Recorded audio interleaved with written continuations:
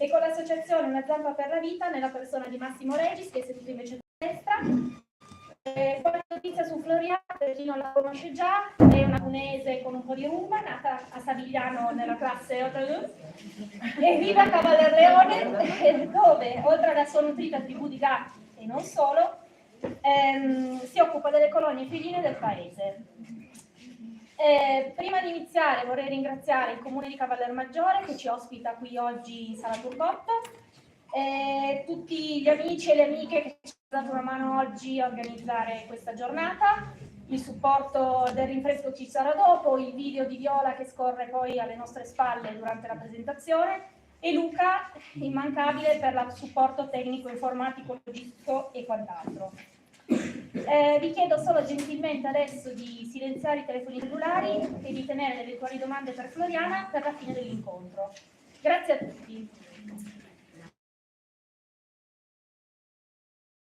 Ti chiederei come hai avuto l'idea di questo secondo libro. Qualche anno fa è uscito, nel 2019, la tua prima pubblicazione, credo, La colonia di Flo, che è questo libro qua, nel 2019. Ti sei di nuovo cimentata con una produzione letteraria che invece vado a prendere un'altra pelliccia e torno. Allora, ti ascoltiamo. Mi ascoltate, spero di non impappinarmi perché sapete tutti quanto sono, nel senso che il primo libro è stato una raccolta di post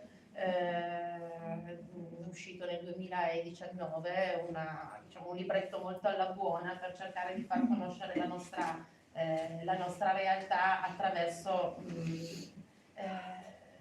cose insomma, che succedono tutti i giorni, no?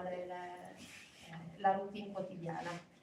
Poi appunto dopo questo primo libricino che è servito così a farci un pochettino conoscere in zona e da chi ci si trova già sui social, c'è stato subito appunto il desiderio e il progetto di questo secondo libro, solo che è rimasto così nel cassetto per parecchio tempo proprio perché il tempo è quello che è, quindi io gestisco 44 gatti al momento, i miei numeri sono vari e variabili, nel senso che purtroppo tra chi va a scegliere un'altra pelliccia e chi arriva nei new entry, insomma diciamo che i numeri sono sempre comunque importanti e quindi il tempo materiale per scrivere è quello che è. Questo libro è nato anzitutto da un'esigenza mia. A me piace molto scrivere, mi piace moltissimo raccontare quello che è la nostra realtà, lo faccio quasi giornalmente, chi mi segue sui social lo sa, e credo che sia una cosa molto importante per sensibilizzare anche chi non la situazione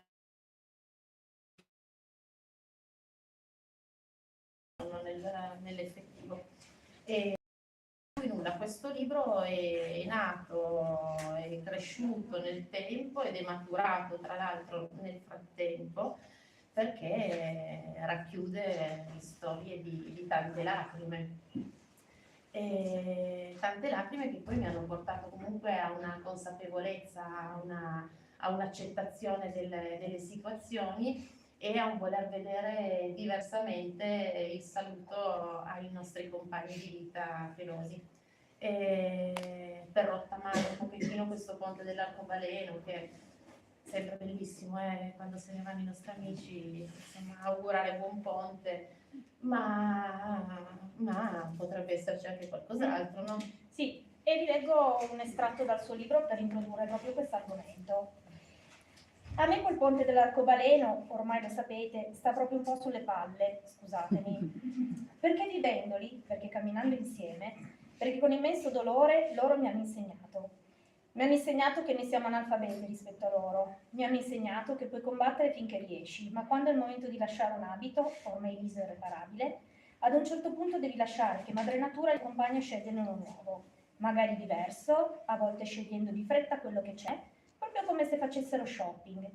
A volte scegliendo con cura meticolosa ogni sfumatura, impiegandoci più tempo, perché quei camerini, sempre occupati, li fanno tardare sulla tabella di marcia, o perché aspettano la pelliccia che calzi perfettamente, oppure una simile a quella di prima, piuttosto che completamente diversa. Ecco, io l'immagino così, in un grande atelier. Ho letto questo brano perché volevo chiederti di parlarci del titolo, a come sei arrivata a scegliere Vado a prendere una pelliccia e torno.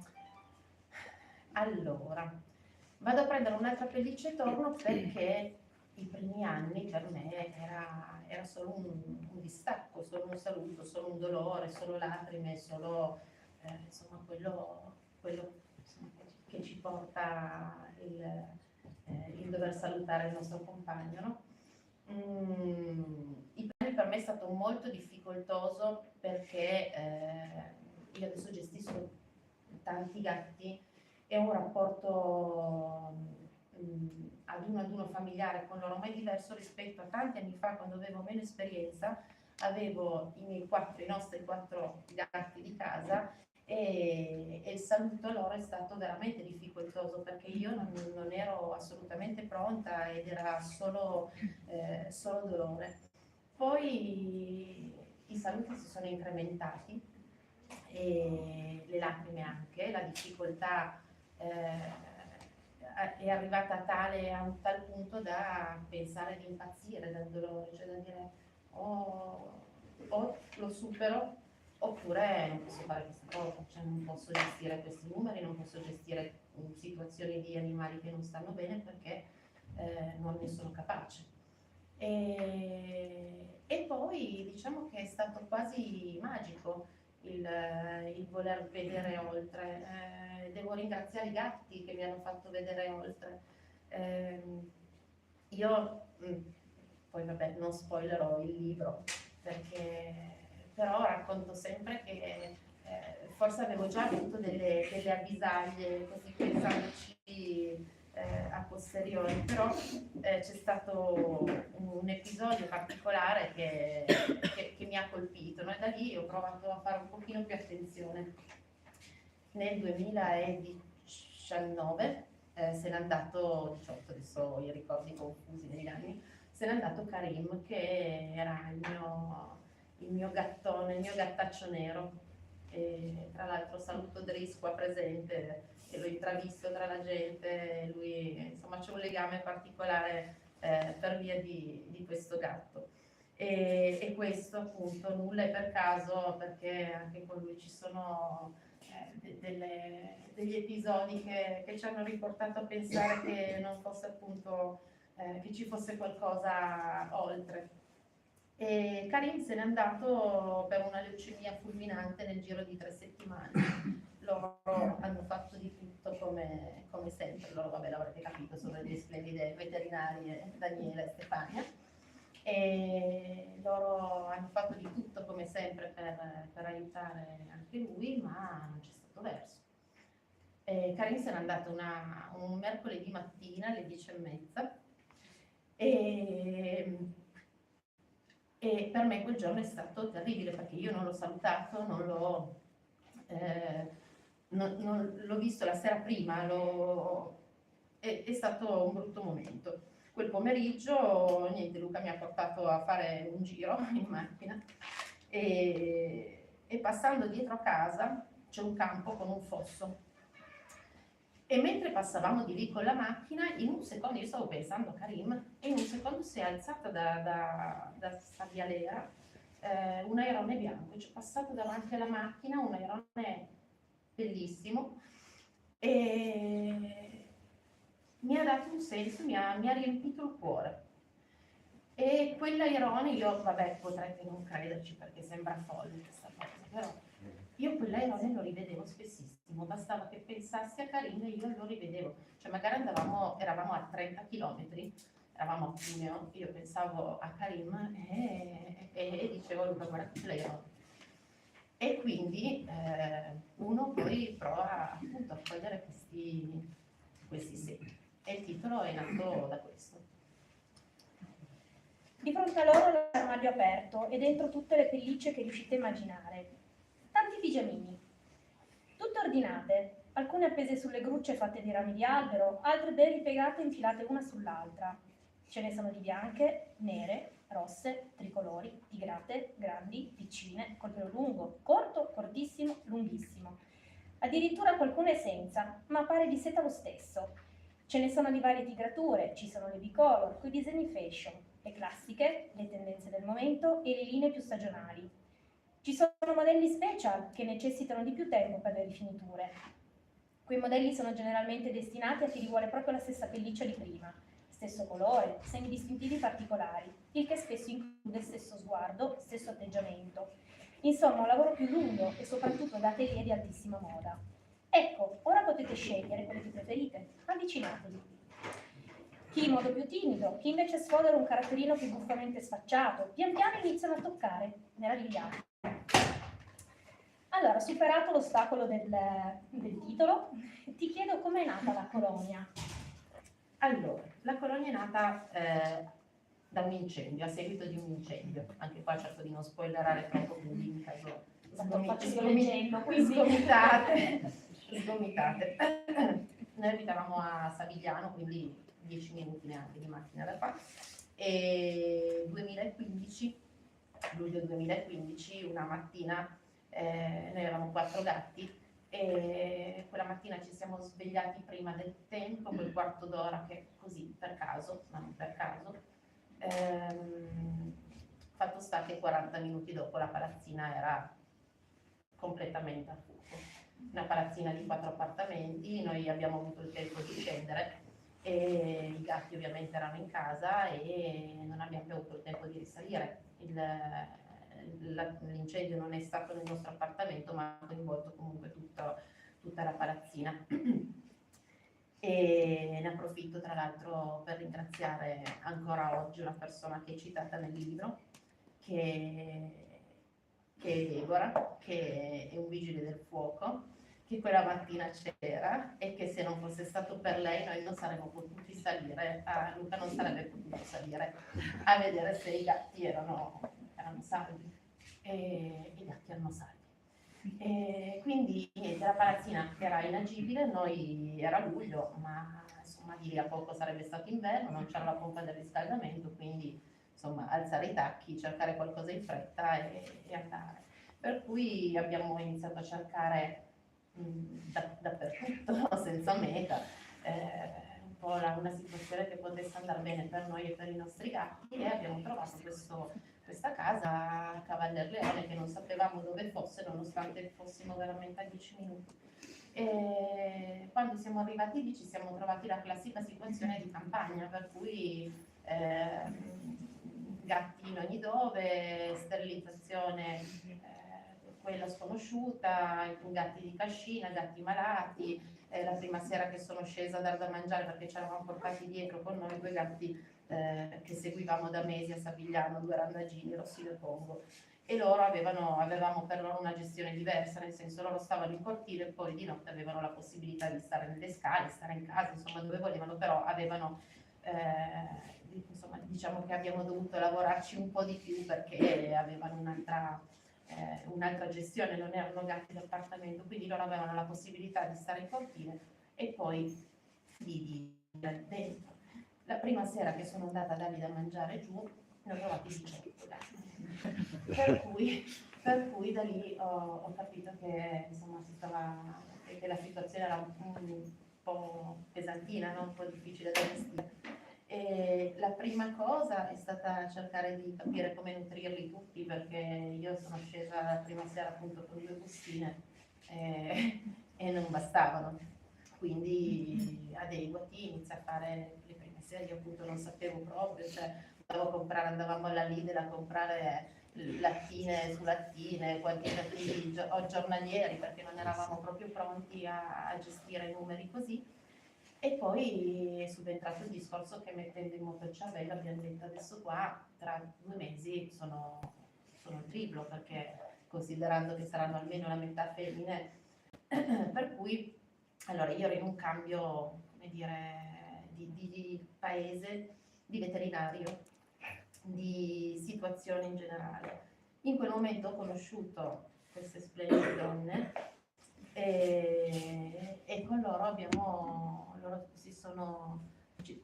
hanno conosciuta così proprio subito con un numero notevole di animali da gestire, si sono attivati immediatamente sotto tutti i fronti, dandomi tutti i plus che hanno potuto darmi, che mi possono dare tuttora. e rendendosi disponibili all'ennesima potenza e accompagnandomi in questo lavoro, perché poi è diventato un lavoro. E adesso in 8 anni siamo arrivati a più o meno 150 gatti sterilizzati sul territorio di Cavallerleone e curati innumerevoli, non so più. Ovviamente chi si chiede perché non sono andata a chiedere a bussare alle porte del comune, l'ho fatto subito, più volte.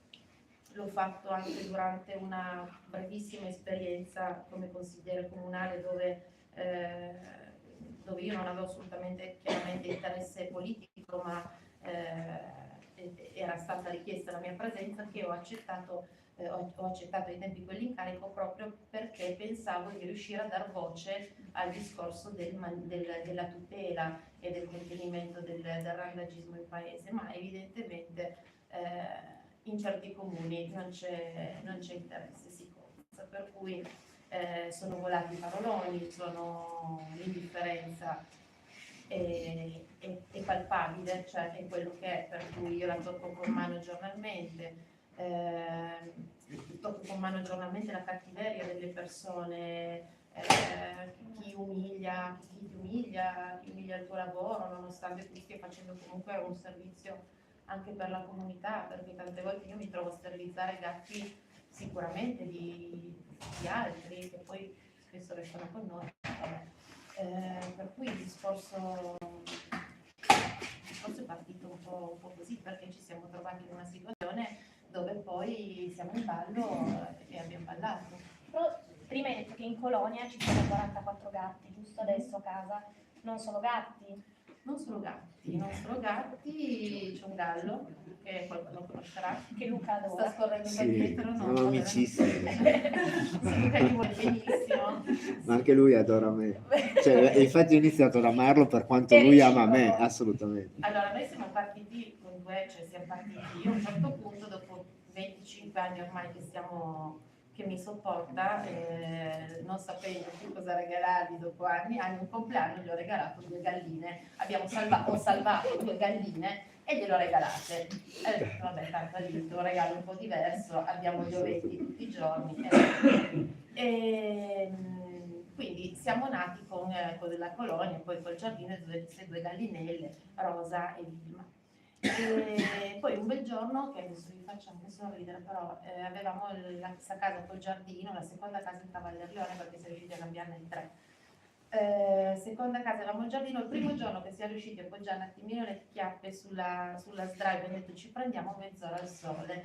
No, è arrivato, adesso non mi ricordo se Willy o Thor, è arrivato Thor a far casino con pipì, che alla fine era Tyson, era un pulcino, e che è cresciuto nella doccia, perché io l'ho portato alla Ligu e la Ligu mi ha detto è una gallina, lo riporti dove l'ha preso. Per cui riportarlo dove era stato preso, insomma le opzioni poi non erano tante, per cui abbiamo detto vabbè teniamolo, sarà una gallina e al limite lo mettiamo con gli altri. Invece poi fatto chicchirichì, è arrivato Tyson, che è un gallo assolutamente anarchico, noi viviamo con le porte abbastanza aperte e lui insomma ne approfitta, sale in casa, oggi era sul tavolo in cucina, cioè fa un po' quello che ama, vivere con i gatti, perché nonostante sia stato predato da loro, insomma se l'è cavata anche grazie a loro, quindi c'è lui. È successa la stessa cosa poi un anno dopo e ci ha portato Bowie purtroppo non c'è più, se n'è andato, e poi di tanto in tanto abbiamo qualche piccione. C'è stata Pippi, poi c'è stata Nina che era disabile, poi c'è stato Fiore, Pierino adesso l'ho affidato ad un CRAS perché non era più in condizioni di stare a casa mia, nel senso che in colonia felina figlie sono da aiutare, da tirare un po' su, riesco a tutelarli, altrimenti insomma bisogna cercare una nuova situazione, una nuova casa per loro. E poi abbiamo i ricci, abbiamo i ricci che sbucano ogni tanto, insomma a stagione, non so quanti, e basta. E basta, nel senso che sì, direi che come numeri sì, siamo già contenti. Allora, il prossimo argomento ve lo anticipo così. Noi una vita non l'abbiamo più, ma seriamente e consciamente. Ne parlavamo stamattina, cioè ieri mattina ormai. Non andiamo via da anni, nemmeno la gita in giornata, perché siamo io e lui e nessun altro potrebbe, saprebbe gestire la situazione se non dopo una sorta di formazione, di conoscenza, delle diverse necessità di numerosi soggetti, di approccio corretto all'interazione tra loro e con loro, al monitoraggio sui punti di storo, insomma, troppa roba se non lo fa sempre, con amore e da anni, conoscendo ogni figlio meglio di quanto conosca me. A volte questa situazione è stata pesante, è pesante, perché sei costantemente al lavoro, costantemente con un occhio sempre aperto, un orecchio sempre attento. Questo sul lato pratico, perché poi se consideriamo un lato emotivo, pesantissimo a volte, allora apriamo un altro capitolo. Ma va bene così, perché la mia non vuole essere una lamentela, attenzione, la mia è, seppur lunghissima, una considerazione. Una considerazione che posso, devo e voglio fare, che non riguarda solo Flo, riguarda centinaia di volontari ovunque, riguarda le associazioni, i gattivi, le strutture, i privati che hanno non scelto, riguarda chi si presta sempre, chi ha sempre una stanza o un bagno da mettere a disposizione, riguarda chi invece sceglie di non voltarsi mai dall'altra parte, riguarda chi nonostante 3.000 difficoltà spende soldi, tempo, notti in bianco, tentativi, preghiere, chi impara, chi non trova scuse, chi ci prova, chi si applica a costo di chiederti 10.000 volte, chi aiuta senza chiedere. Quindi la mia domanda adesso è questa: come si svolge la vostra giornata tipo? Cioè, chi ti aiuta nella gestione dei 44 gatti e delle colonie esterne? Allora, la colonia di Flo sono Flo e Luca, e perché la colonia di Flo è casa nostra, quindi noi abbiamo semplicemente aperto le porte e traslocato 3 volte insomma, per poter dare spazio a tutti loro. E non c'è una giornata tipo, nel senso che ci sono delle cose che rispettiamo, ma la giornata tipo non esiste più, nel senso che la giornata è scandita dalle esigenze dei gatti e dalle varie ed eventuali dei gatti, la mia. La sua meno, nel senso che lui deve rispettare degli orari dei clienti, nonostante si riesca a gestire il suo lavoro in autonomia, però voglio dire, non può dedicare 26 ore su 24 ai gatti. Uno però... dei motivi per cui amo Tyson, tra l'altro, no? Esatto. E quindi diciamo che il mio aiuto è lui, ma proprio perché è una gestione di casa, non è una gestione di gattile, per cui ci sono dei volontari dove ci si intercambia anche un pochettino.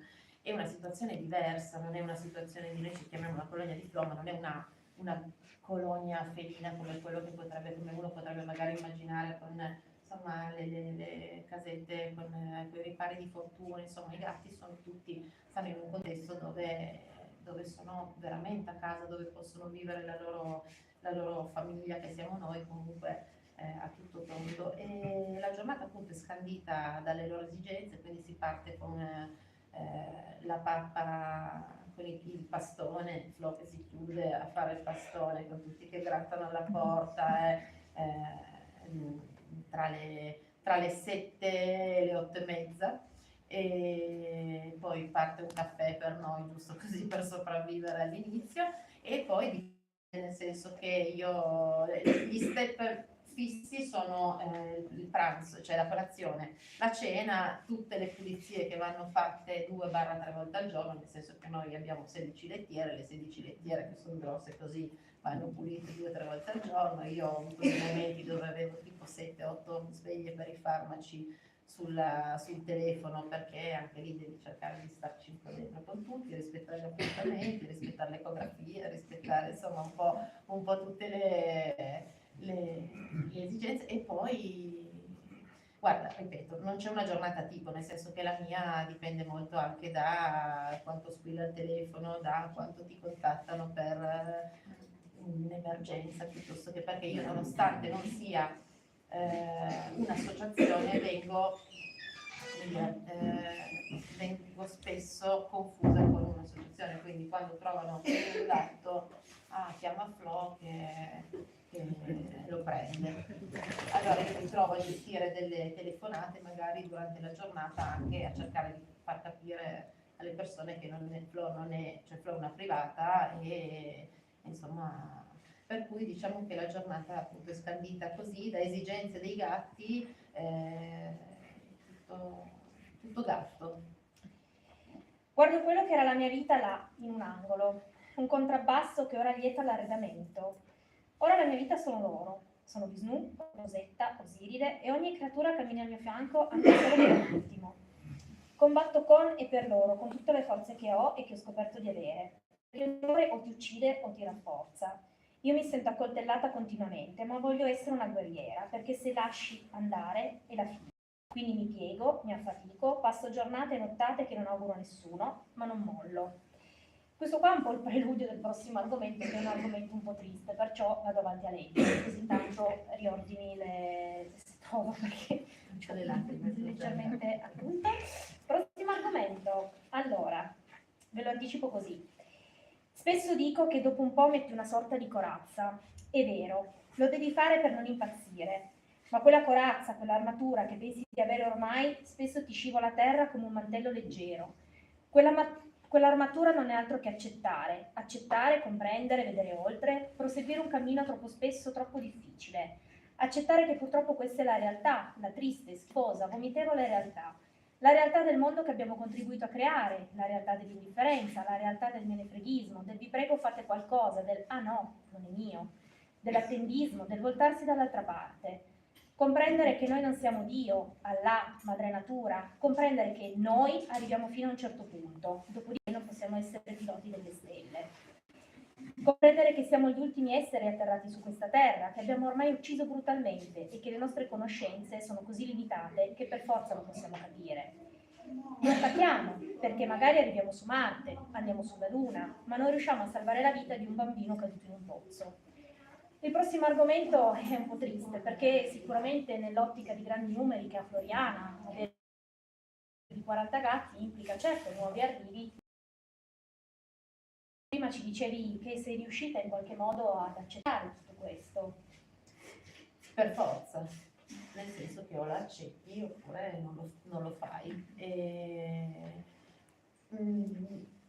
E però per me è stato un percorso, nel senso che è stato un percorso di accettazione, di consapevolezza,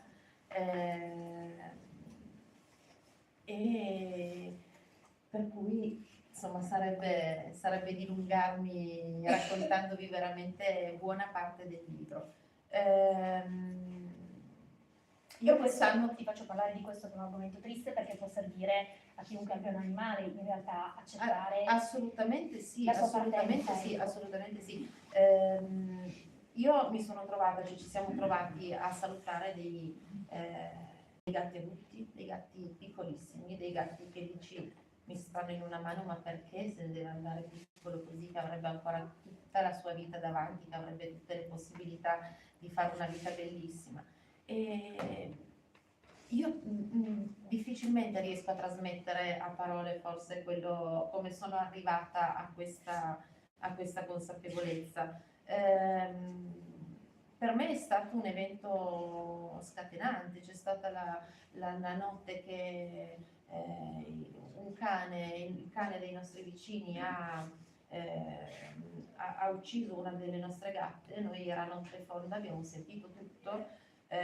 Loro non sentivano, noi non potevamo entrare, abbiamo fatto quello che insomma, che era nelle nostre possibilità, abbiamo battuto sui coppi, abbiamo urlato, siamo andati a citofonare dopo un sacco di tempo, e quando mi hanno fatto entrare io sono riuscita ad andare a togliere il cane da sopra Masca, e Masca non c'era più.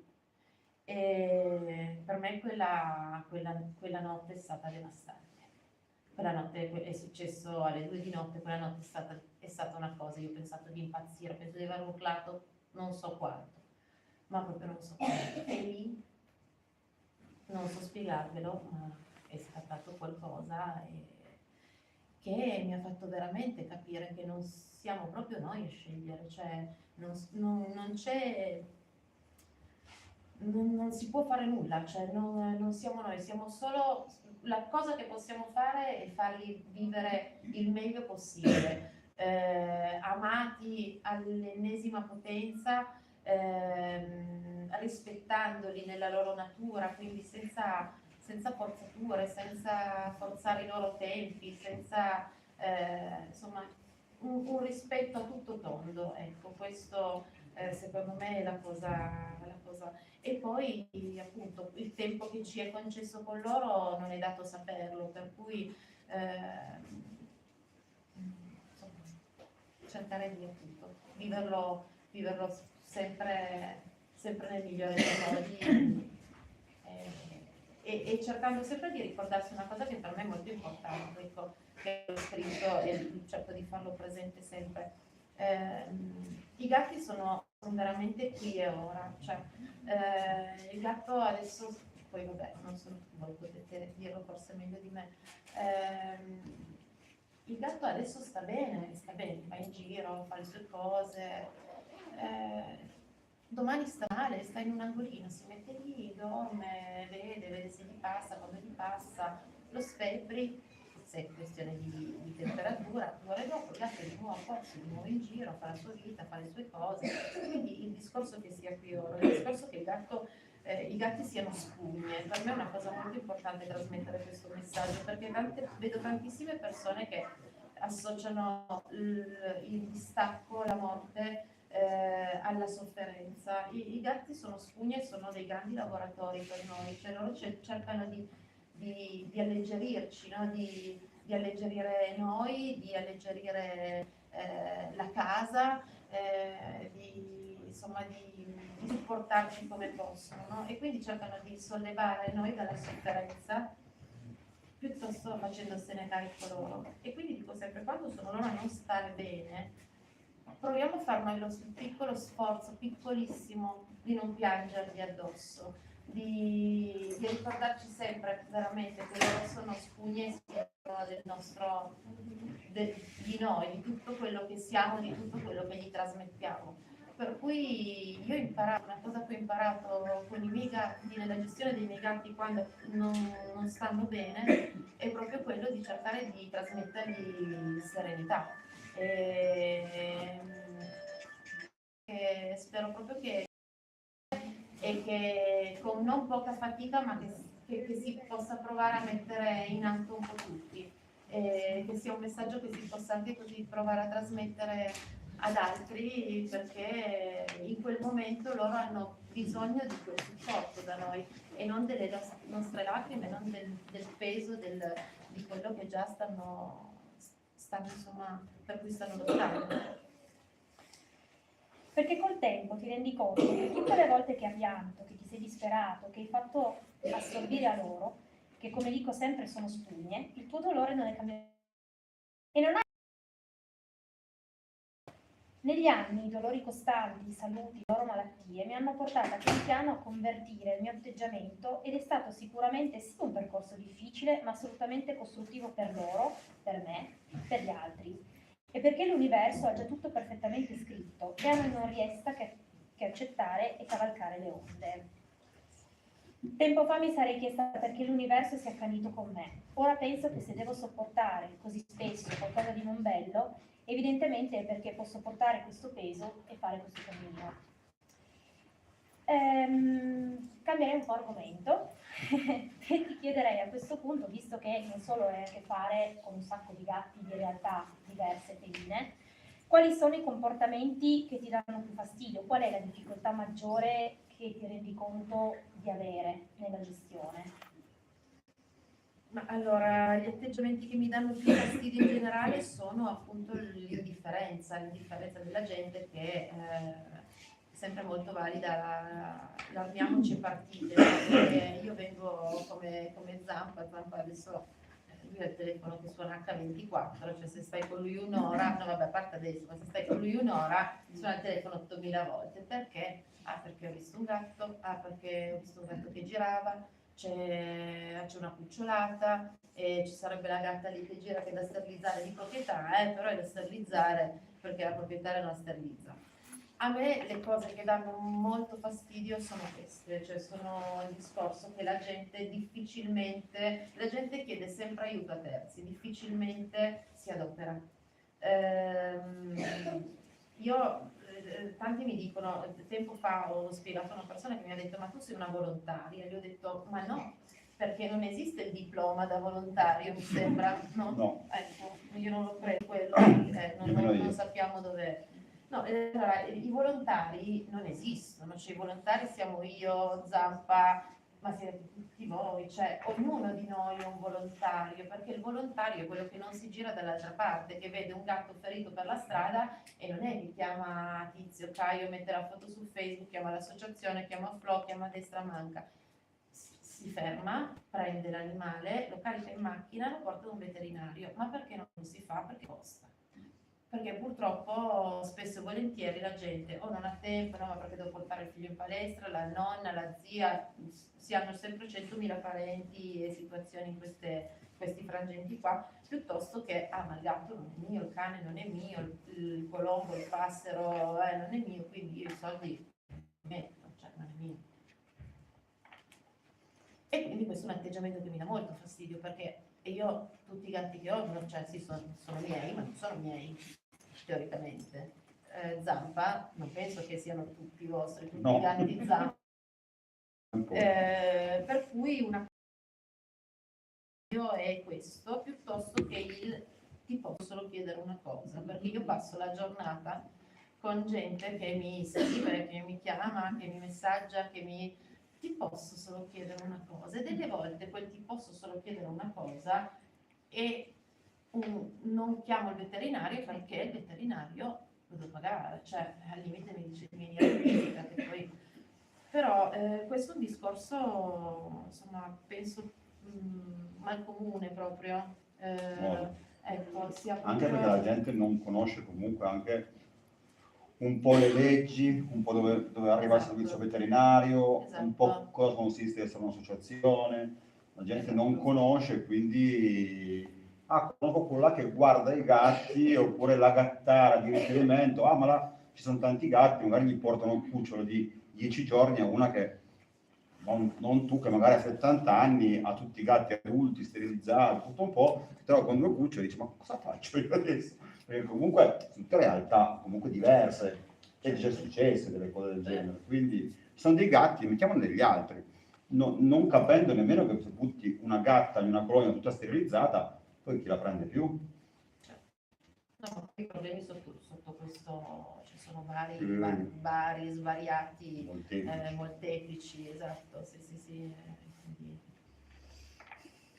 Scusate, una domanda, però a quanto mi risulta, per i cani i comuni sono tenuti ad intervenire. Se tu trovi un Sì. cane incidentato, Sì, sì. chiami l'ASL, Sì, loro sì. intervengono e portano il cane e si addossano, tutta la comunità si addossa il... Guardi, le dico che dipende Anche il da gatto comune a incidentato. comune. Sì? Sì. Comunque dipende molto dall'interesse che ne hanno i comuni. Ecco, esatto. Ecco, questo è il primis, è la civiltà di chi fa parte. Ecco, cosa che da noi ad esempio non esiste, perché io nonostante sappiano benissimo quello che faccio a Cavaller Leone e venga umiliata tra l'altro perché io sono Cladichat, che in piemontese si dice che è quella dei gatti, la gente non è assolutamente, non ha un minimo di civiltà, perché noi ci siamo trovati dei gatti, noi in 3 anni sono spariti 7 gatti, 2 sono stati impallinati, ecco, quindi questa è la civiltà che regna. Per 2 giorni, questa settimana passata a Cavaller Leone ci sono stati 2 cani vaganti, liberi. Il primo giorno ho fatto post su Facebook perché ho detto se sono di qualcuno chiaramente l'ultimo mio desiderio è farli venire a recuperare, perché chiaramente cioè non sono deficiente e l'animale, non penso a chi malamente li gestisce. Il primo giorno ho fatto il post, ovviamente assolutamente invisibile. Il secondo giorno ricapita, visto che il primo giorno hanno provato a predare uno dei miei gatti Plin e il secondo giorno gli è andata bene a Ibis perché erano in un prato sconfinato questi 2 cani e il gatto che si ricava da un pezzo da una finestra rotta di una stalla, quindi questo è durato 40 minuti. Io ho chiamato i carabinieri, ho chiamato il 112, mi hanno messo in contatto con il canile di competenza. Il canile di competenza è intervenuto, ma nel frattempo i cani se ne sono andati. Per cui, tra l'altro, stessi cani che sono stati segnalati, se non erro, ieri a Sommarino, quindi si vede che ci sono questi 2 cani. Per cui quello, ripeto, per quanto mi riguarda, personalmente dipende moltissimo da... Ma poi molte volte non vengo, ti dicono se lo prende riesce a tenerlo, Esatto. vengo, se no non vengo. Io li vedevo a 500 metri, purtroppo io devo tutelare i miei gatti, io sono la responsabile della mia colonia felina, io tutelo i gatti. I gatti, ci sono delle leggi che tutelano i gatti, il gatto è un animale libero sul territorio, per cui il gatto che sia di proprietà o che sia di colonia o randagio, il gatto può girare. Okay? Che poi sia meglio non farlo girare in centro città, uno che abita in centro città e mi sembra chiaro, anche se succede anche quello. Il cane invece va contenuto, cioè il cane bisogna, devono almeno chiudere il cancello, voglio dire, se il cane scappa dalla proprietà, il cane va contenuto, perché i cani non possono vagare liberi, per quello che mi risulta. Poi ditemi se sbaglio, perché sui gatti poi sono più ferrata, però sui cani, ecco. Mi pare che sia questo il discorso, per cui ecco. Allora, procediamo. Flo non è una ONLUS, non è un ODV, che è organizzazione di volontariato, se vi state chiedendo. Flo non è un'associazione, Flo non percepisce aiuti comunali di nessun genere, mai, nemmeno un centesimo. E questo ci tengo a sottolinearlo, oltre al fatto che vengo ancora derisa. Perché Flo è una privata. Una privata cittadina come tutti voi. Stop, una gattara. Non so più come spiegarlo, credetemi. Flo è come tutti voi che leggete, ma ha semplicemente deciso di aiutare chi aveva necessità. Flo non è la figlia del sultano del Brunei, non è una ricca ereditiera, non abita in una casa con giornate di terreno, non ha 4 bagni in casa per poter stallare tutte le situazioni che le vengono proposte. Flo a volte non ci dorme la notte, tante ce ne sente durante il giorno. Mala gestione, gatti malati, gatti lasciati al loro destino. Ma Flo non può accogliere tutte le vostre emergenze, dovete imparare a responsabilizzarvi. E questo è quello un po' che dicevamo prima. Quindi abbiamo parlato prima di organizzazioni di volontariato, abbiamo parlato di colonia tutelata dalla legge, allora adesso parlerei magari un attimo con Massimo, che è qua con noi, di Una Zampa per la Vita, e chiederei allora come è nata Una Zampa per la Vita e cosa significa questa dicitura organizzativa. Ok, ci proviamo. Ci proviamo, dai. Guarda, io so perché è più grande. Allora, Una Zampa per la Vita nasce nel 2014 da un gruppo di persone o derivanti da altre associazioni o comunque amici degli animali e non contenti di associazioni dove facevano parte, che lavoravano in una maniera che a noi non era più consona. E quindi ci siamo sciolti, come si dice, e l'intenzione iniziale non era di creare un'associazione, era di dare una mano un po' da privati, diciamo. Poi dopo ci siamo resi conto che il lavoro in zona era notevole, le colonie c'erano, sono state anche lasciate, c'erano e mangiare costa.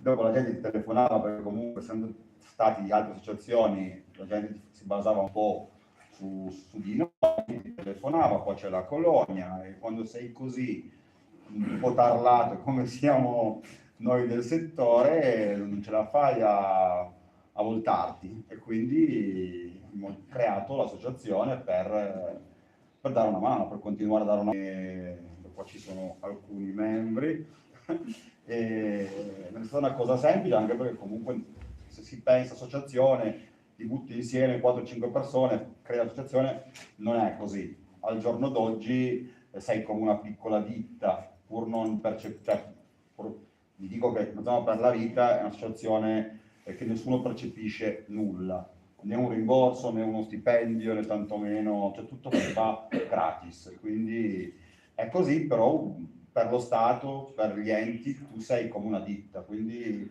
ODV è nato dall'ultimo, come si dice, adesso c'è una volta c'erano le ONLUS e adesso le ONLUS andranno a scomparire, saranno ODV o APS, c'è tutto si chiama RANS o RUNS come si dice, una burocrazia in mezzo, depositi di bilancio, tutto cosa fai, devi scriverlo lì, anche diventa come una raccolta cibo, tu dovresti comunque dire alle scatolette che ti donano, dargli un valore, e quindi Ma viene anche nei tutto... cestoni Sì, adesso. anche nei Quello- cestoni. Mm. Quindi dico, è un lavoro quasi a tempo pieno, eppure volontariato, quindi è un disastro anche su quel fronte lì. Poi nel volontariato io ultimamente lo dico, siamo buttati con gli animali, è un settore morente, nel senso che morente, ma lo dico ridendo, nel senso che siamo sempre meno persone e non c'è ricambio generazionale. Secondo me siamo un po' un settore, non lo so, facciamo un po'... Secondo me in questo momento storico va molto di moda l'interventismo della domenica, nel senso che il volontariato per Zampa, il volontario deve già dare magari la disponibilità, fare un banchetto, esserci.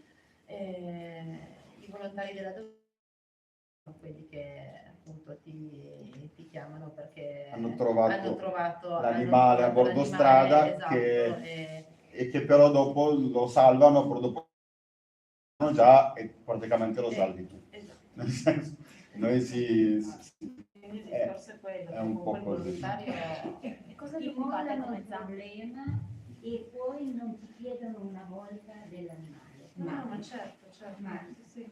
Che fine ha fatto? All'inizio solo proprio un po' per scaricarsi la coscienza. Sì. E la scaricano. Ma io parlo, loro non lo dicono, ma succede anche negli ambulatori veterinari, che a un certo Sì. punto uno non è che può andare e smollare al veterinario l'animale che ha trovato, perché per il ambulatorio dove magari ci sono degli altri animali che mette a rischio, cioè voglio dire, si deve sempre comunque un attimino valutare, cioè, quindi non bisogna vedere magari il veterinario che è cattivo perché ti dice no, io non lo accolgo, se poi lei lo porta a casa, ma altrimenti io non posso tenere in stallo un animale, perché ecco questo, cioè che giusto perché sia valido il discorso per Flo, per Zampa e per i veterinari tutti, Esatto. perché sto scaricabarile deve un Deve un po' po' finire. La gente deve responsabilizzarsi un po' tutta. Io ti chiedevo come Zampa di cosa vi occupate? Allora, Perché loro non sono soltanto gatti. giusto? ecco, come Zampa, beh, Zampa nel 14 siamo nati, nel 2015 abbiamo conosciuto Flo, tanto Per i casi della vita che ci si intreccia Sì. sempre i soliti. Non per i gatti, durante però l'incendio, non per i gatti, sì. momento incendio più o Momento meno, incendio. però che la casa era Perché bruciata. sì. Esatto. Zampa, da quando è nata facciamo sterilizzazioni di colonie feline, recuperiamo cuccioli, e diamo in affido, gestiamo da un po' di anni il canile di Chiusapesio, che è un canile infiore all'occhiello un po' della zona perché è rimasto l'unico canile comunale, quindi un canile diciamo, sano, cioè nel senso che i cani, ok, non c'è una mole di cani enorme perché è un canile comunale, quindi raccoglie solo Chiusapesio, però i cani sono proprio ospiti, nel senso che sono proprio, diciamo che vanno e vengono, a parte quelli che sono rimasti negli anni perché erano fobici, quindi non c'è interesse nel non farli adottare, non c'è una diaria, il comune paga le spese della struttura in loco come luce, acqua, quelle cose lì, per il resto ci se ne occupa Zampa e quindi è una realtà felice come a parer mio dovrebbe essere, per me tutti i comuni dovrebbero avere il suo piccolo canile gestito dai suoi volontari comunali, sarebbe bellissimo, invece non è così. Poi di cosa si occupa Zampa e poi facciamo bancarelle, eventi, facciamo un po' veloci da fare. Ok. Prima accennavamo giustamente con una signora del diverso trattamento che hanno i cani vaganti sul territorio rispetto ai gatti. So che è un argomento ostico e non voglio andare troppo per le lunghe, ma dal punto di vista legislativo ci sono differenze attualmente. Allora, come dicevamo prima, sì, ci sono differenze che il cane è molto più tutelato. Il cane, diciamo che si trova senza microchip, comunque ha una struttura che lo accoglierà sempre, perché comunque per obbligo di legge ogni comune deve avere, tutti i comuni. quasi tutti i comuni, Qualcuno c'è ancora che non ha convenzioni. che non ha convenzioni, però comunque bene o male, Rocca dei Pali. però ce ne sono ancora qualcuno. Perché comunque anche per altri che hanno quei cancellieri famosi che spostano i cani da un comune all'altro. Noi No, a no, Sapesio ne arriva secondo me Beh, dal già. comune di Vista, sì, sicuramente. comunque sono molto tutelati perché comunque il cane comunque un posto sicuro lo trova, nel senso che uno lo segnali, poi qualcuno a prenderlo comunque te lo mandano, ma lì è perché comunque c'è La legge. la legge e comunque alla fine poi dopo c'è tutto un circuito che comunque ha un po' a reddito, nel senso, invece col gatto non è così, cioè il gatto alla fine, essendo comunque come animale libero vagante sul territorio, c'è meno interesse e la legge, la 281, è anche un po' a curve e quindi anche la questione della sterilizzazione non è nemmeno anche ben chiarita e quindi i comuni non tutti, come succede, non tutti la leggono nella maniera giusta, perché se comunque tutti avessimo i gatti sterilizzati, colonie feline, sarebbero comunque una cosa che va a sciamare, invece le colonie feline, per quanti gatti sterilizziamo sul territorio, ogni anno si presentano altre situazioni, altre cucciolate, e poi dopo quando senti la gente, sì, ma la gatta era di quel signore che abitava là, che ora non c'è più, ah, ma la signora là, dopo è mancata, ovviamente hanno lasciato i gatti, ovviamente da sterilizzare, ora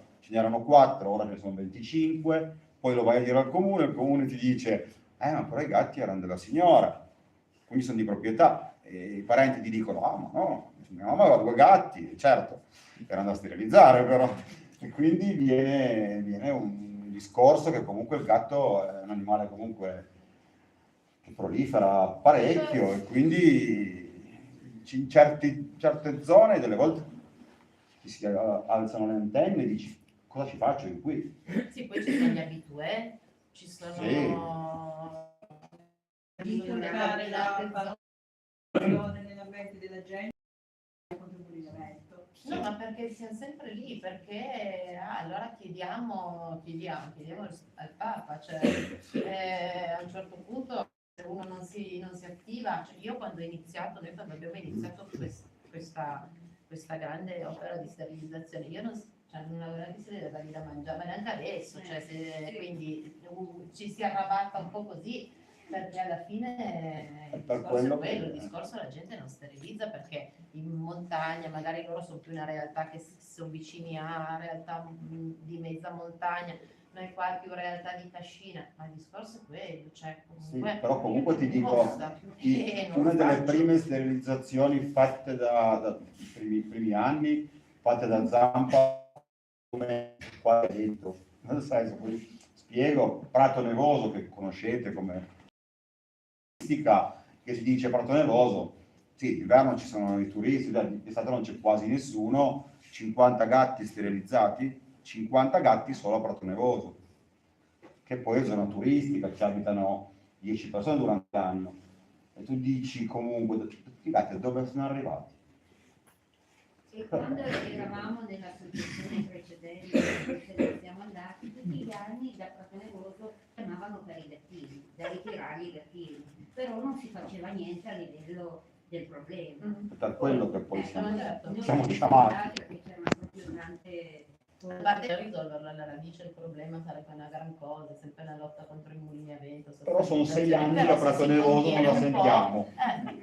No, però Però ci comunque, siamo fatti però comunque male. avevo le 2 persone che parlano, 2 signori, stati su col camper, no, ma lo so sono che stato che 15 matti si giorni fanno loro, con la macchina, facevano la spola a catturare, li portavano I su. funghi sono difficilissimi da catturare. perché E se ne lasci uno è finita. certo. E la nostra cosa è Fino all'ultimo gatto. Per forza, anche perché sennò Sì, ma perché dopo subentra anche un una lavoro questione. fatto a metà. Dopo subentra anche una questione dei comuni.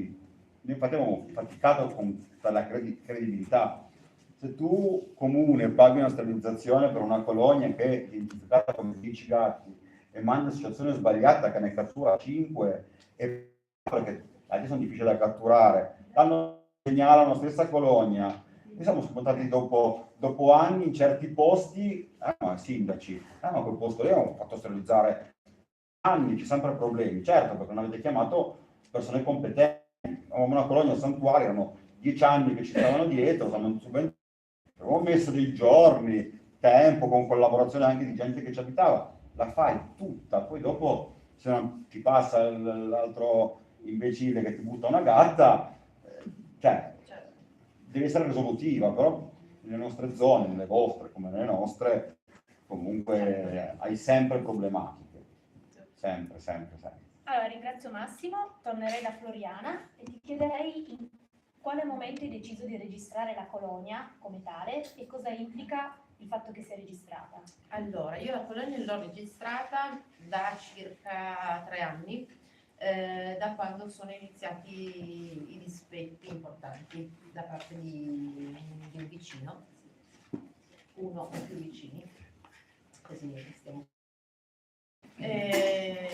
Che noi appunto sono spariti 7 gatti in 3 anni. Poi è successo che insomma vari ed eventuali, nel senso ci sono successe delle cose molto brutte, per cui polpette avvelenate con il veleno per i topi, i gatti.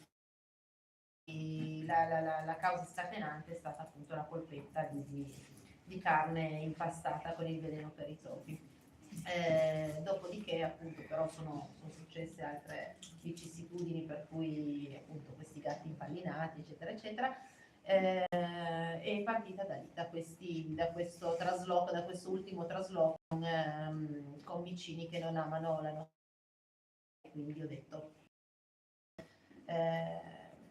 censendo comunque i gatti, regolarizzando questa situazione, magari così insomma si tengono un attimino più calme le acque. Invece non è servito assolutamente a nulla, nel senso che la regolarizzare una colonia è semplicemente compilare un foglio, inviarlo all'ASL, avere un veterinario ASL di riferimento che ovviamente non so, che non fa nulla, cioè nel senso io non mi appoggio all'ASL non per scelta, io voglio loro, solo loro, assolutamente loro per sempre. E quindi in realtà è semplicemente una questione burocratica, cioè loro sanno che nel comune di Cavallerleone c'è una colonia felina con a capo come responsabile Floriana Pisani di tot gatti, con la descrizione, nome del gatto, colore del gatto, età del gatto, sano sì o no, eccetera. Questo è quanto, per il resto io come se non lo fossimo. C'è qualche obbligo particolare? Allora, dovrebbe esserci la spunta dell'orecchio, che noi non facciamo, e quindi cippiamo. Abbiamo iniziato a cippare appunto da un annetto, adesso più o meno circa.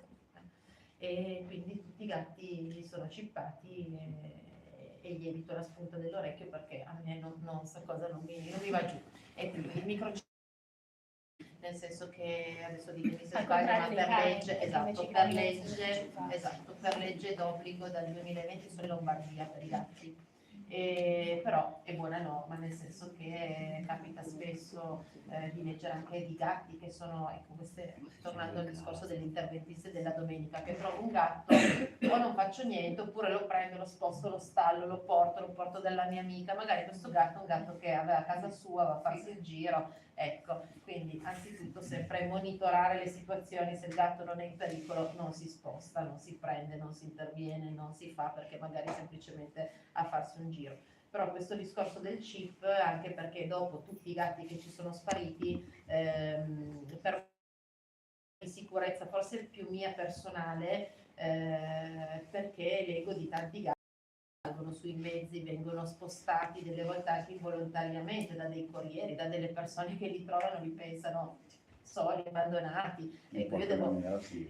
Ecco, quindi col chip insomma... Posso dare due. La spunta all'orecchio, lo so che non è bella, però sappiate che nelle colonie, per come noi va a sterilizzare, è fondamentale. Ecco, ma perché sono due gestioni diverse, nel senso Non è per cattiveria, nel Ecco. senso. Poi sono addormentati, i miei non tutti, Sì, con noi quindi sì, fanno un però lei- se la gente viene triangolino a casa proprio nostra, che si diciamo che differenzia ovviamente dalla c'è lotta confusione, magari tra l'una perché loro non sono abituati, noi non siamo e anche a distanza, gente cioè molto proprio difficile tranquilla. da Sì, dividere con sì, delle con donne, noi ci dobbiamo sono dei scrollarci una addosso realtà. perché non riusciamo a dormire, cioè noi delle volte dormiamo No, noi invece Però il sul divano, problema nel letto più nostro facciamo prima così. è diverso, nel senso che quando termini una Ecco. colonia Loro di 20 gatti, tu comunque, senza esagerare, possiamo veterinari fanno dei tagli importanti, senza esagerare comunque dovresti riconoscere il gatto senza doverlo aprire. E già un po' noi a occhio, perché comunque abbiamo visto delle storie di gatte aperte 3 o 4 volte perché non hanno fatto il taglietto. No, ma ecco, hai fatto bene a spiegarlo, No, però appunto io spiego perché a volte che dopo si noi pensa facciamo che perché io è una eviterei, gestione però differente, è una gestione differente, loro io sono e poi oltretutto abitiamo in un posto che siamo tranquilli che proprio nessuno mi prende i gatti per destabilizzare, ma proprio su questo ci Ma noi mettiamo poi la tre mani sul maggioranza fuoco. sono salvati, che quindi la seconda No, ma infatti e quindi il fatto che magari ne arriva uno certo, no, ma su quello Devi avere- non ci piove, certo. E poi anche il taglio, se è troppo piccolo, Non si un vede, anno, sembrano 2 anni, quando cresce il pelo, non si vede più. non te ne Vero. accorgi più, se proprio non vai a esaminare. Certo. Però esaminare Certo. nella gabbia di contenimento, fare esaminato. Perciò tante volte, alle volte il taglio, anche se un po' più... Certo. Purtroppo però Cioè, non hai certi altre... contesti è assolutamente necessario. Io posso evitarlo, Certo, quello che il no. nostro contesto sta cadendo la pianta. Quella del microchip c'è una cosa regionale, infatti quando si sterilizza con i fondi regionali si mette il microchip anche ai gatti, No, però è una roba un po', è un discorso un po' inutile perché dopo il gatto selvatico microchippato o te ne accorgi quando è morto, Certo. quando è morto purtroppo non è che dici, c'è una legge che dice chi trova gatto morto lo consegna all'ASL, lo smarcano, quando lo smaltiscono, adesso non andiamo oltre, e quindi quei gatti rimarranno per 100 anni sui registri dell'anagrafe felina, quindi ho finito. Allora, siamo quasi alla fine, dopo aver dato nutrimento alla mente poi penseremo anche al nostro stomaco. Allora, è stato un percorso non cercato, non scelto, non immaginato. Un percorso che ho iniziato quando chiedeva a mia nonna, vero che non muori? Un percorso di consapevolezza e accettazione che mi ha fatto un grande dono di imparare ad affrontare senza avere paura. Che ci sta, siamo umani, credo addirittura sia sana, ma deve essere un punto di partenza per combattere. E visto che in battaglia non si deve aver paura, l'unico modo per concentrare le energie per vincere è accantonarla.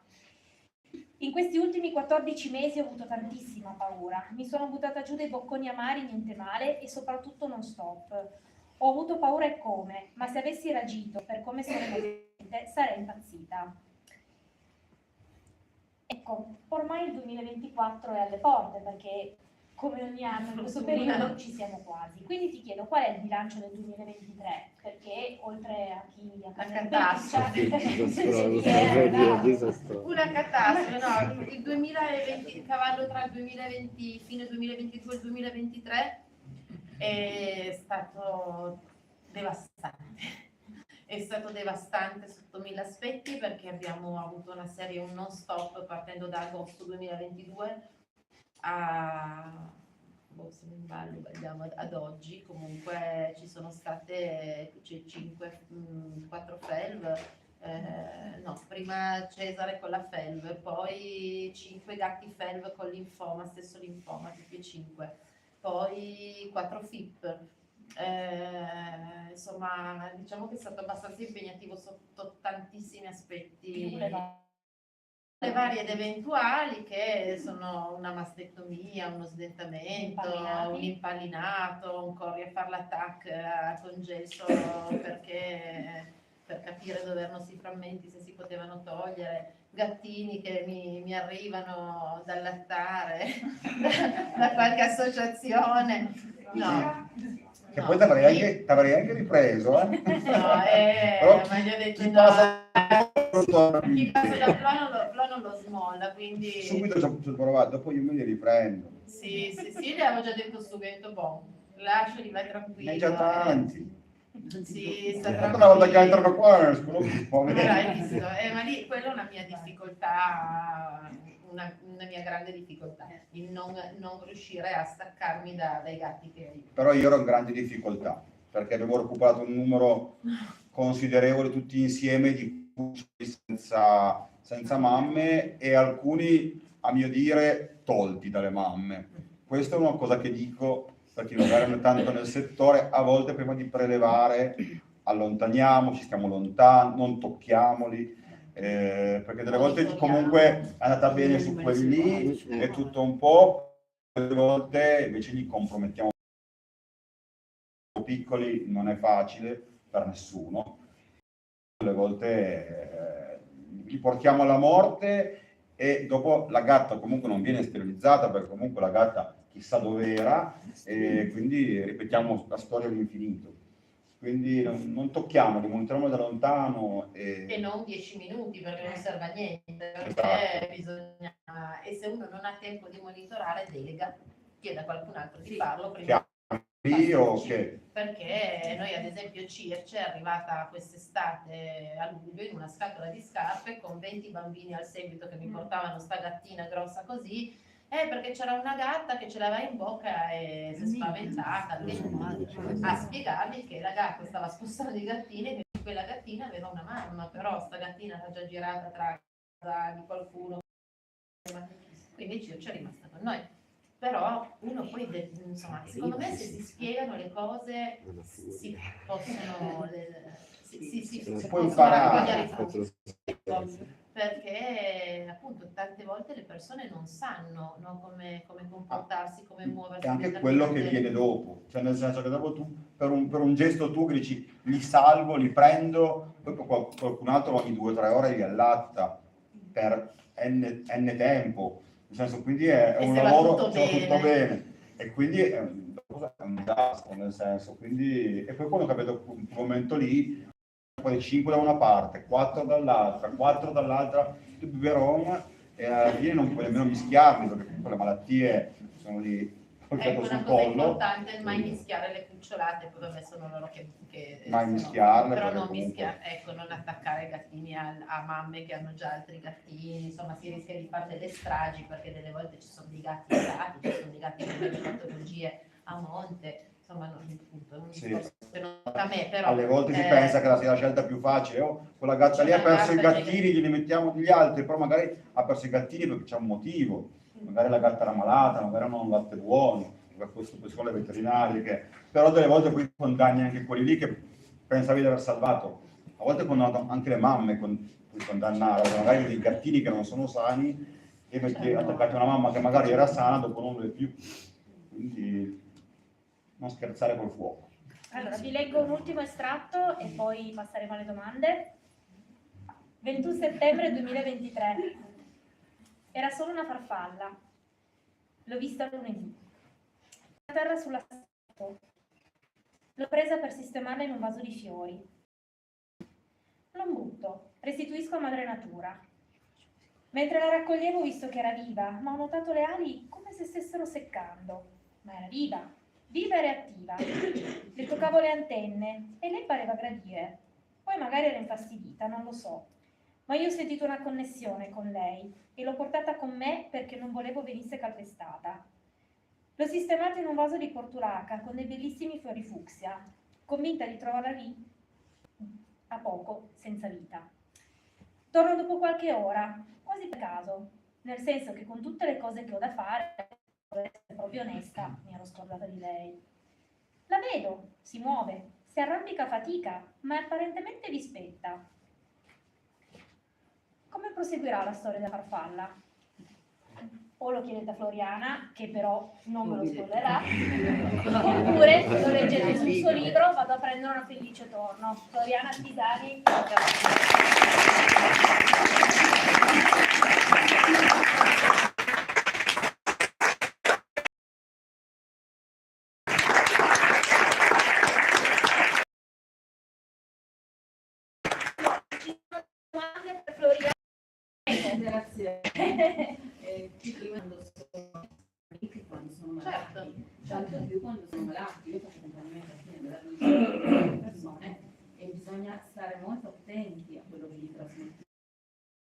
Quando l'animale è una patologia, guardiamo prima che cosa succede a noi, nella nostra vita, nella nostra famiglia, perché molte volte, come dicevi tu, porta il nostro peso.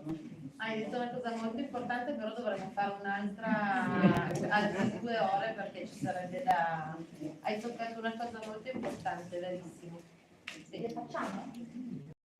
No, il primo libro anche perché è stato, diciamo che è stato un pochino diverso, non l'abbiamo stampato con Amazon, ma l'abbiamo stampato con self-publishing e con Lulu. Adesso si trova però anche su Si trova Amazon. sì. Quindi lo trovo lì. Ecco, il primo libro, io però voglio essere molto onesta, abbiate molte meno aspettative, nel senso che il primo libricino è una raccolta di post molto leggeri. Certo, sì. La copertina perché c'è il nostro rossino. E poi scusa, una domanda molto pratica. Io ho dei gatti master, cioè sono una privata ma con numeri molto minori, ma già facciamo fatica, quindi in termini proprio pratici, ma Ok. Io faccio, allora, lavori per loro, nel senso che lavori per loro rinunci a tutti gli extra, cioè tutti gli extra vuol dire tutti gli extra. Luca lavora, io lavoro, mi occupo praticamente quasi totalmente di cat sitting, di consulenze semplici, nel senso che appunto non sono veterinario, però per gli inserimenti, per quanto riguarda appunto difficoltà di gestioni di casa, no? Di inserimenti di piccolini, insomma tutte queste cose qua. E poi diciamo che noi abbiamo un grande sostegno anche da chi ci segue sulla pagina della Colonia, che io cerco di mantenere viva da 2016, quando è nata la pagina, giornalmente, proprio anche per quello, perché se tu non spieghi, non racconti, non fai vedere alla gente quello che spendi, perché cioè io chi mi segue sui social lo sa, io pubblico i preventivi, pubblico le spese, pubblico non tutte, perché chiaramente dovrei passare le giornate così, però la pagina se, è un grande aiuto, un grande aiuto. E poi anche io un po' come loro, un po' come voi di Zampa, mi adeguo con oggettistica ai mercatini, adesso con il libro, insomma, e si tira a campare. Con mille pensieri, perché comunque voglio dire abbiamo una gestione dei numeri e delle spese che perché io non posso permettermi di fare scorta di cibo per 6 mesi perché non c'ho soldi, perché dovrò riuscire prima o poi a pagare anche loro, perché sto andando così in amicizia, ecco, e loro esatto, poi abbiamo i Zampa che loro quando possono qua ci sostengono con una donazione veterinaria, donazioni private, noi abbiamo tante persone che sanno quello che facciamo, sanno che siamo privati e ci aiutano così. La bagnotta. A me fa molto piacere far toccare con mano la nostra proprio per far vedere che effettivamente quello è, e le difficoltà sono tante e le spese anche, perché delle volte devi starci dentro, fargli mangiare, comprargli l'antibiotico, esatto, e quindi per me quest'anno ad esempio è stato pesantissimo, cioè parla anche così, il libro è nato anche per l'esigenza di saldare il conto che io ho perso con loro, perché le chemio quante sono state? Dall'ultimo preventivo sono 28. La parcella non te la passo. Così a me? No, no, però il conto aperto come la conto aperto sempre, esatto, però ecco, loro sono accoglienti con me come io sono con i gatti, però diciamo che non è, cioè è faticoso starci dentro. Io credo che comunque anche le veterinarie, vedendo come sei comunque onesta tu, onesta con gli animali, sei onesta con loro, sì, ma non hanno mai avuto paura di perderli. Se penso adesso Floriana ci sta dando un ottimo allenamento mentale, perché quando chiama e incomincia a dire c'è Osiride che gioca così, questo Osiride, poi guarda l'ultimo arrivato, c'è Ghiro. Le mie telefonate partono, ti chiedo solo una cosa. E quindi ci tiene effettivamente molto allenare cosa Mentalmente. succede, sì, e poi dovendo gestire i suoi numeri, anche per noi diventa impegnativo gestirla, ecco. Ma non in senso negativo, in senso che ci dobbiamo dare una svegliata, perché quando in una telefonata ci sono 5-6 gatti da tenere a mente, non sempre, magari abbiamo una tecnica aperta perché da passare da uno all'altro, ciao, e quindi ci sta Però facendo loro fare sono- un'ottima ginnastica mentale. Sì, Cioè, loro sono un team eccezionale. Io adesso ne approfitto e le ringrazio però questa è la perché, tua serata. perché c'è la serie di Certo. tutti, perché comunque il lavoro, cioè questo è il mio racconto, ma siamo tutti sul pezzo, nel senso che l'impegno è anche di chi non c'è, anche di chi ci segue in diretta. Però insomma, le da tante zampe si testate, possono tante- dare d'aiuto in Ecco, diversi modi, quindi- vuol dire che Certo. ci sono 360 gradi le possibilità di aiutare. Però io ci tengo in particolar modo a ringraziare queste dottoresse fantastiche dell'ambulatorio Scacchetti e Candutti di Cavallermaggiore.